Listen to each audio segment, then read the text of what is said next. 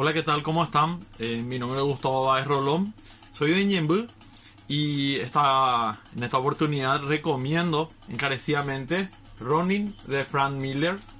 Es una novela gráfica en donde Frank Miller desde 1982 le habrá tomado como 3 años más o menos hacer estos 3 cómics, novelas gráficas, ¿verdad? En el cual es totalmente arriesgado y tiene una premisa espectacular con respecto a una distopía, futuros, elipsis cortadas, nada.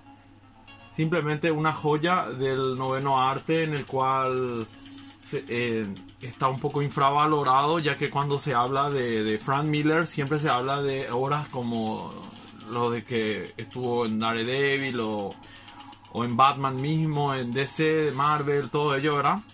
Y algunas independientes, ¿verdad? Pero esta al menos en especial creo que está un poco relegado y nada, quiero recomendar esta novela gráfica, Frank Miller, Ronin. Le recomiendo. Un saludo.